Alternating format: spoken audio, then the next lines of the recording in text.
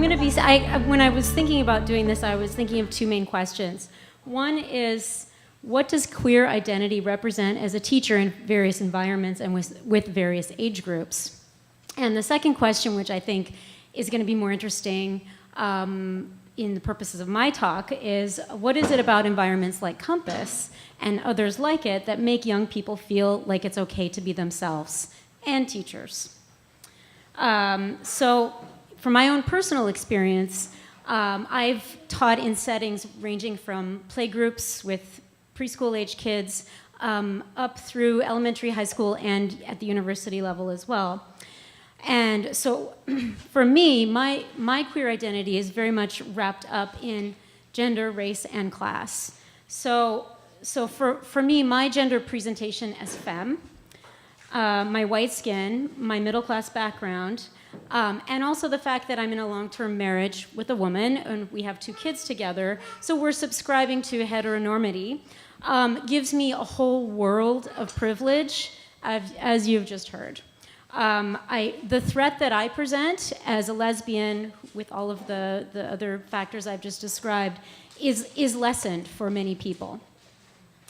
Now, this can also cause confusion personally. When I was first coming out, and I would be talking with other lesbians, and they would talk about how they were tomboys, and I really loved dolls, and my favorite color was pink. So but that's a whole different story.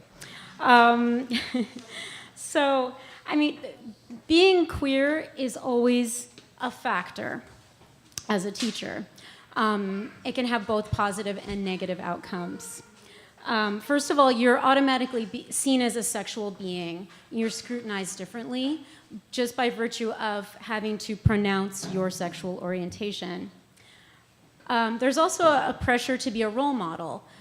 Oh, that's what a lesbian looks like. And in some situations, there's an extra burden to be there to provide support for kids who are coming out. And then in general, students trust adults more who are open about their personal lives in a non-creepy way. So this leads me to Compass. And why is it that it is such a safe and positive environment for kids who are queer and trans and who have learning disabilities and other ways in which they don't fit the mold? And when Andre and I were first thinking of starting a center in Ottawa, we met with the director of North Star, Ken Danford, who started North Star, and we asked him, what is it that makes North Star such a welcoming space, and how can we personally cultivate that? And Ken reassured us that it wasn't so much anything that he had done per se as it is the very environment, the structure itself. It's non-compulsory. Kids have freedom to decide, and they have freedom of movement. And in all of those things is an inherent trust of teens. So there are a lot of ways to be diverse. Sexual orientation is one of them, gender, race, class, learning styles, learning disabilities. So I thought, especially since there were 2 teens who were supposed to be on this panel, so I really regret that you can't hear from them yourselves, because there's nothing like hearing it from them directly. One of them was throwing up last night, and apparently his mother told me that the first time he threw up, he said, "I'm still gonna come, I'm still gonna make it." And then by the second time, around like 3:30 a.m., it was like, no. A few of our parents at Compass have gotten together and are nominating Compass for a mental health award at CHEO, the Children's Hospital of Eastern Ontario. And so they've put out a questionnaire to some of the teens and alumni and parents at Compass. So I thought that I would just close by sharing a few of their words with you.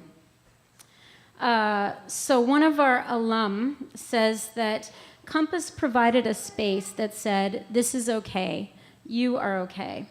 It surrounded me with like-minded young people and adults who believed that it is more important to listen to your own interests and values than to accept those handed to you. Compass was a place where I was able to recover from school and orient myself in the world. I am driven by curiosity and am intent on creating spaces where people can come alive. One of our parents writes, "There is no doubt to us that Compass was an open door when every other door was closing in her face and telling her she was not okay because she didn't fit in. It's a place where she can hear, express, and explore ideas that don't fit the mainstream. Hear from community members who volunteer and share their expertise, be inspired, and be part of a bigger community, even beyond the walls of Compass."